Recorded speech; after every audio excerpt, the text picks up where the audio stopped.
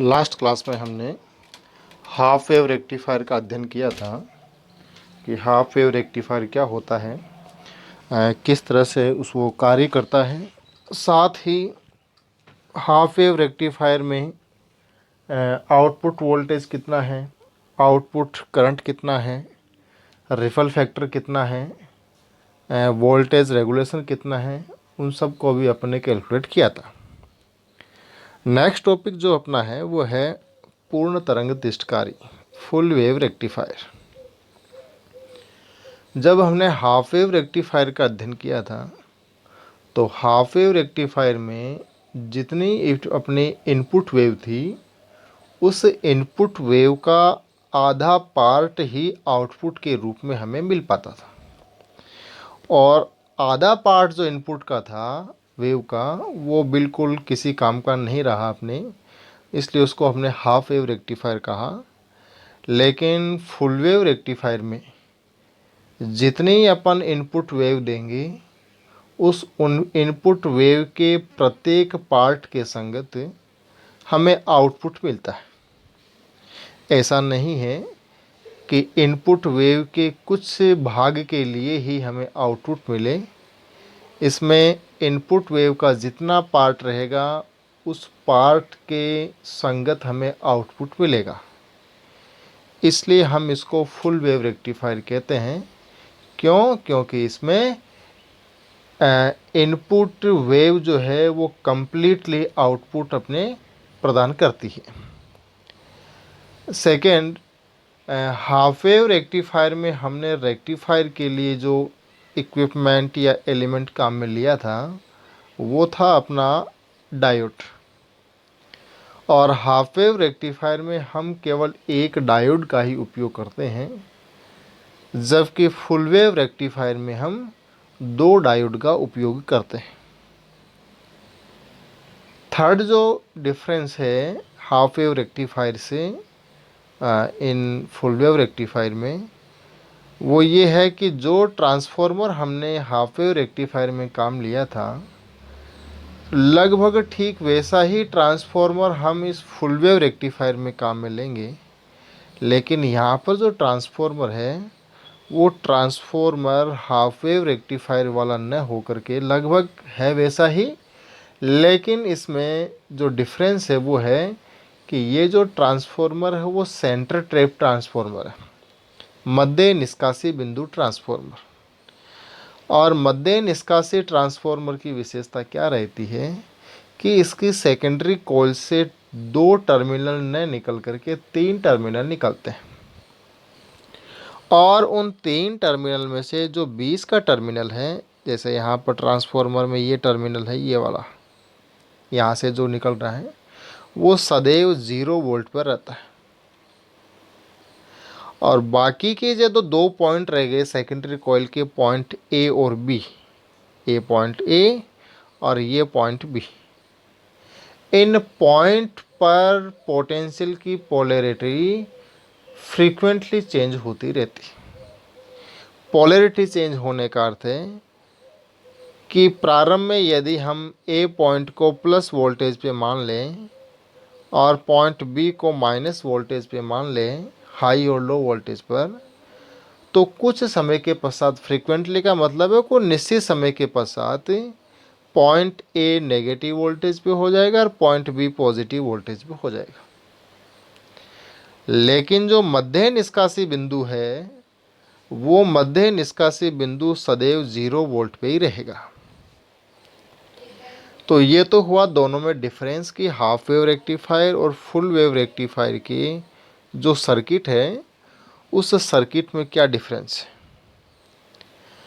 अब इस ट्रांसफॉर्मर के इस रेक्टिफायर की वर्किंग कैसे रहेगी उसको अगर हम देखें तो वर्किंग के लिए मान लेते हैं कि अपने पास कोई एक इनपुट एसी वेव है और वो इनपुट एसी वेव सिर्फ एक ही पार्ट बना रहे हैं, ये वाला फर्स्ट हाफ पार्ट तो ये है ऊपर वाला, और नेक्स्ट हाफ पार्ट जो है वो ये है।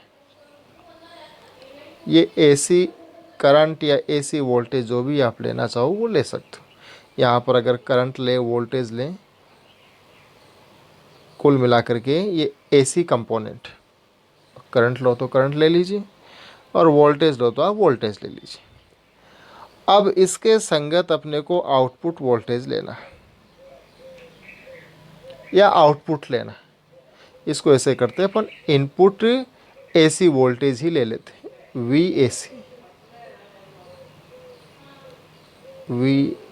एसी, और इसके संगत आउटपुट वोल्टेज जो आएगा वो ले लेते हैं अपन इस अक्ष वी डीसी।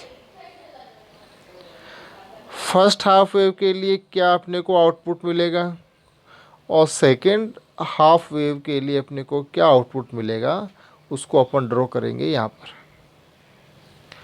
आउटपुट जो हम लेंगे वो आउटपुट लेंगे हम लोड रेजिस्टेंस आर एल के सिरों पर। और आर एल कहाँ है, ये आर एल देखिए यहाँ लिखा हुआ आर एल रेजिस्टेंस, ये जो, और इस पर आउटपुट यहाँ वी ओ से लिखा हुआ है कि आउटपुट वोल्टेज कितना है।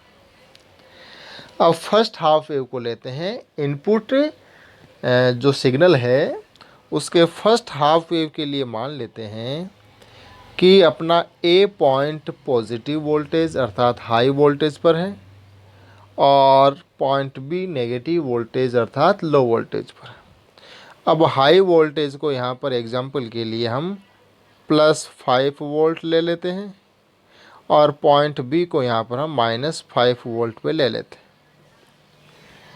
अब अगर डायोड D1 की बात करें तो डायोड D1 का जो ए पॉइंट है वो +5 वोल्ट से जुड़ा हुआ है और एन भाग जो है डायोड का, वो एन भाग जो है इसको ध्यान से देखें तो ट्रांसफॉर्मर के मध्य निष्कासी बिंदु से जुड़ा हुआ अर्थात 0 वोल्ट से जुड़ा हुआ है। तो पी भाग के वोल्टेज डायोड D1 के और एन भाग के वोल्टेज को देखें तो उन वोल्टेज के संगत यह डायोड D1 फॉरवर्ड बाइस में रहेगा। क्यों? क्योंकि इसका पी भाग हाई वोल्टेज +5 वोल्ट से है और एन भाग जो है वो लो वोल्टेज 0 वोल्टेज से जुड़ा हुआ है। और जब ये डायोड D1 फॉरवर्ड बाइस में होगा तो करंट फ्लो करेगा और वो करंट की डायरेक्शन यहाँ पर सॉलिड लाइन से दिखाई हुई है। यहाँ पर ये जैसे लाइन यहाँ पर है, एक तीर का निशान यहाँ बनाया हुआ है और इस लोड रेजिस्टेंस से जैसे ही करंट गुजरेगी हमें आउटपुट मिलेगा और वो आउटपुट हम यहाँ पर ड्रॉ कर लेते हैं। इनपुट से कुछ अधिक मिलेगा, रीजन क्योंकि करंट रेजिस्टेंस आर एल से मल्टीप्लाई हो रही। तो फर्स्ट हाफ वेव के लिए हमें आउटपुट मिला, लेकिन इस फर्स्ट हाफ वेव में डायोड D1 का क्या रहा वो भी देखें। तो फर्स्ट हाफ वेव के लिए हमने पॉइंट बी को जो है लो वोल्टेज -5 वोल्ट पर रखा है अर्थात डायोड D2 का पी भाग -5 वोल्ट से और डायोड D2 का एन भाग 0 वोल्ट से, जो कि ट्रांसफॉर्मर के मध्य निष्कासी बिंदु से जुड़ा हुआ है, ये वाला पार्ट। इन वोल्टेज को अगर देखें से तो डायोड D2 इन वोल्टेज के संगत रिवर्स बाइस में रहेगा। क्यों? क्योंकि इसका पी भाग डायोड D2 का लो वोल्टेज से हो गया क्योंकि माइनस वोल्टेज है और एन भाग 0 वोल्ट से हो गया तो -5 वोल्ट से तो अधिक है 0 वोल्ट।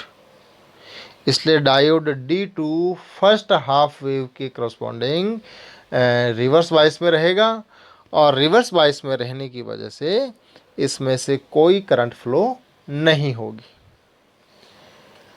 अब लेते हैं सेकेंड हाफ वेव को और सेकेंड हाफ वेव को लें तो जो पॉइंट ए +5 वोल्ट पे था वो -5 वोल्ट पे हो जाएगा और पॉइंट बी जो -5 वोल्ट पे था वो +5 वोल्ट पे हो जाएगा। अर्थात पहले से पोलैरिटी चेंज हो गई है और जब परिस्थितियां पहले के अपोजिट हो गई तो जब डायोड फर्स्ट हाफ वेव में फॉरवर्ड बाइस में था तो अब वो रिवर्स बाइस में चला जाएगा। इट मीन कोई करंट फ्लो नहीं करेगा। और डायोड D2 जो फर्स्ट हाफ वेव में रिवर्स बाइस में था वो फॉरवर्ड बाइस में आ जाएगा। इसका अर्थ ये हुआ कि सेकेंड हाफ वे में डायोड D2 करंट फ्लो करेगा। और उस करंट की डायरेक्शन देखें तो करंट की डायरेक्शन यहाँ पर ये रहेगी। अर्थात लोड रेजिस्टेंस RL से करंट फ्लो होगी और करंट फ्लो होगी तो हमें आउटपुट मिलेगा। लेकिन अगर यहाँ पर करंट की डायरेक्शन देखें फर्स्ट हाफ वेव के लिए, सेकेंड हाफ वेव के लिए, कि लोड रेजिस्टेंस में से बहने वाली करंट की डायरेक्शन क्या है, तो वो करंट की डायरेक्शन एक ही है। और जब एक ही है तो आउटपुट भी हमें ऊपर की तरफ ही मिलेगा, ऐसे जैसे हमने पहले लिया है फर्स्ट हाफ वेव के लिए। तो यहाँ पर हम देखें तो इनपुट सिग्नल के दोनों हाफ वेव के लिए, हाफ पार्ट के लिए हमें आउटपुट मिला है। और वो आउटपुट देखें तो सिर्फ एक ही डायरेक्शन में है, दो डायरेक्शन में नहीं है। हाँ, इसका मैग्नीट्यूड ज़रूर बदल रहा है कि मैग्नीट्यूड ऐसे कभी बढ़कर के फिर कम होता है, और फर्स्ट हाफ में देखें तो पहले आउटपुट बढ़ता है फिर कम होता है। लेकिन डायरेक्शन जो है वो इस नेगेटिव डायरेक्शन में नहीं, इस तरफ नहीं है। अर्थात आउटपुट हमें एक ही डायरेक्शन में मिलता है। इसलिए हम कह सकते हैं कि ये फुल वेव रेक्टिफायर जो है वो इनपुट सिग्नल के संपूर्ण पार्ट को डीसी सिग्नल में कन्वर्ट कर देता है। इसलिए इसको हम फुल वेव रेक्टिफायर कहते हैं। तो ये तो हो गई इसकी वर्किंग कि फुल वेव रेक्टिफायर किस प्रकार से इनपुट सिग्नल के लिए कार्य करता है। नेक्स्ट जो है इसका, वो इसके अपन को लेने हैं कि फर्स्ट हाफ वेव में करंट कितनी फ्लो हो रही थी और सेकंड हाफ वेव में कितनी करंट फ्लो हो रही थी, वो देखें।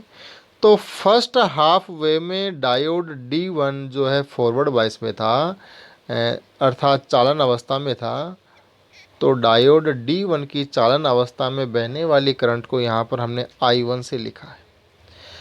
I1 is equal to transformer की सेकेंडरी कॉइल पर जो वोल्टेज है वो है EM sine omega T, variant है EM साइन ओमेगा टी जो कि AC वोल्टेज है, अपॉन टोटल रेजिस्टेंस सर्किट का।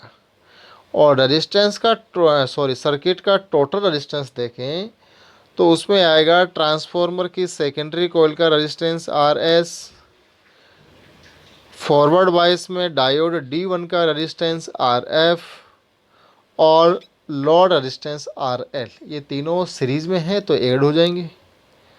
और इसको आगे सोल्व करें तो RS और RF को तो इसने R से लिखा है और लोड रेजिस्टेंस को RL ही रखा है।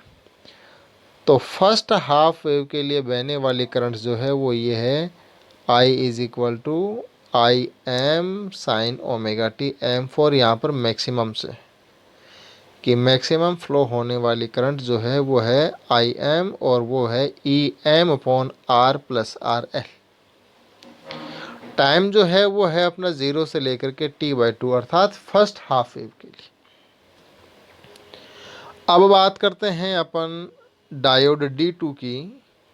तो डायोड D2 की जब कंडक्शन स्टेट में आया तो उस समय पोलैरिटी चेंज हो गई थी वोल्टेज की, और पोलैरिटी चेंज होने की वजह से यहाँ पर साइन जो है वो -EM साइन ओमेगा टी लिए वोल्टेज, और फॉर्मूला वही रहेगा जो ऊपर रहा है अपॉन R प्लस RL। तो सेकेंड हाफ वेव के लिए बहने वाली करंट है -IM sine omega T.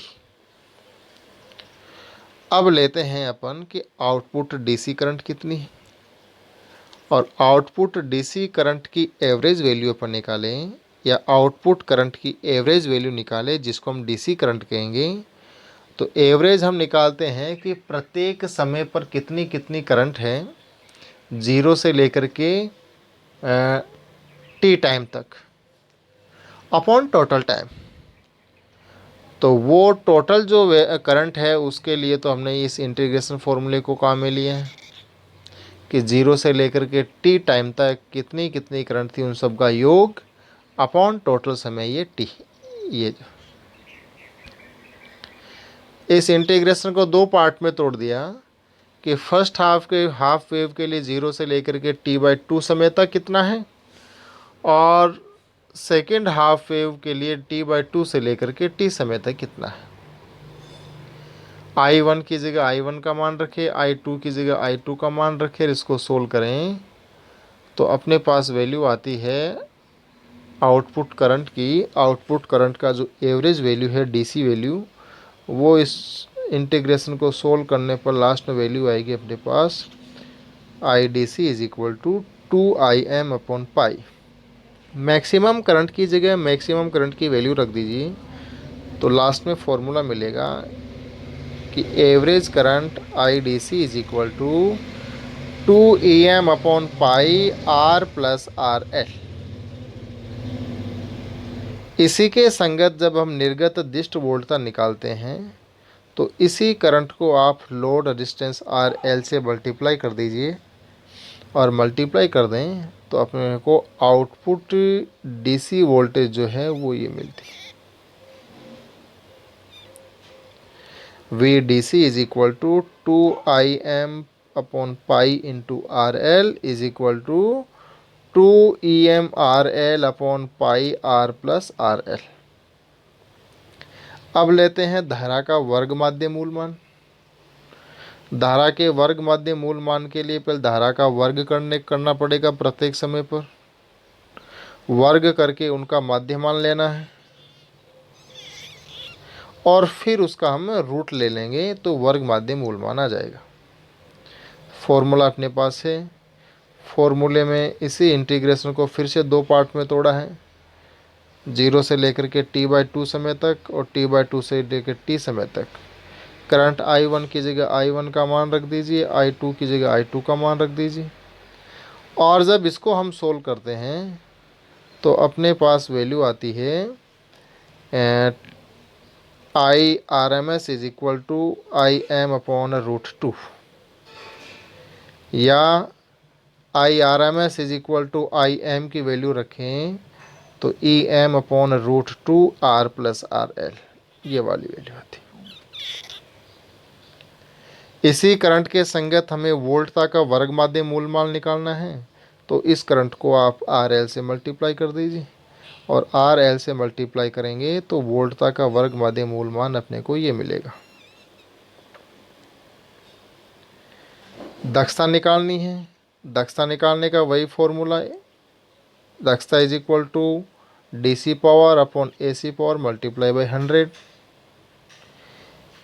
PAC ये अपन फॉर्मूला पहले देख चुके हैं हाफ वेव रेक्टिफायर में।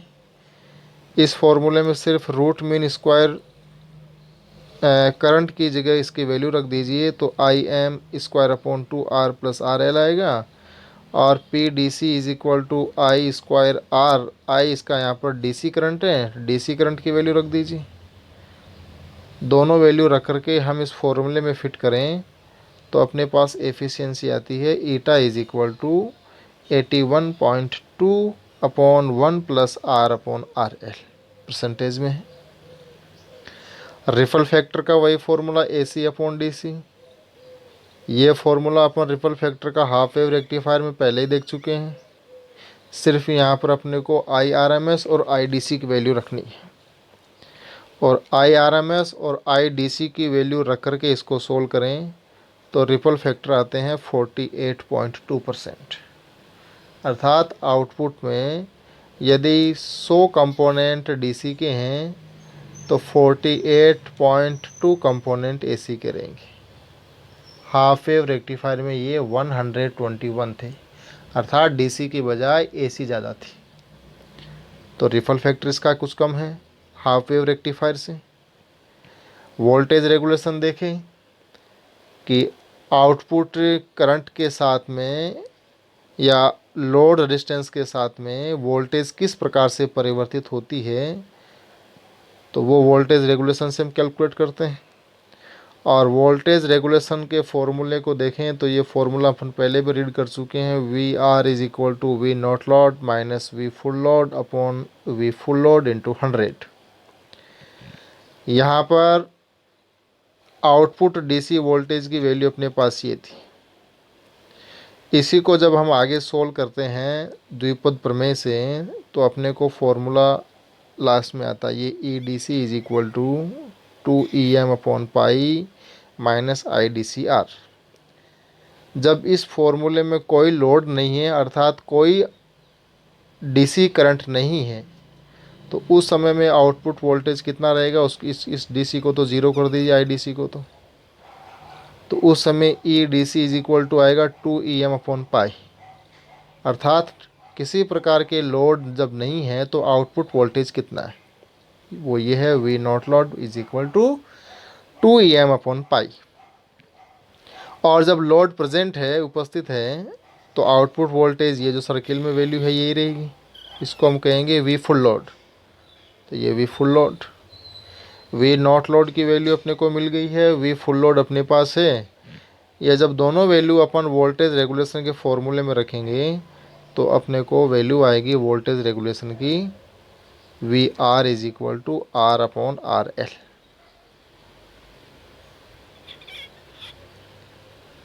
यह आ गया अपना voltage regulation for full wave rectifier.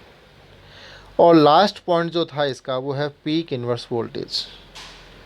चूँकि हाफ वेव रेक्टिफायर में पीक इन्वर्स वोल्टेज जो था वो था EM, जो सेकेंडरी कॉइल ट्रांसफार्मर की है उस पर मैक्सिमम वोल्टेज कितना है। लेकिन चूंकि इसमें फुल वेव रेक्टिफायर में 2 डायोड काम में आ रहे हैं, और जब 2 डायोड काम में आ रहे हैं तो मैक्सिमम वोल्टेज भी डबल हो जाएगी, तो 2 EM हो जाएगा। तो फुल वेव रेक्टिफायर में पीक इन्वर्स जो वोल्टेज है वो 2 EM रहेगी। तो ये तो हुआ आज अपना full wave rectifier. Next topic जो है फ़िल्टर है, उसको अब हम नेक्स्ट क्लास में देखेंगे।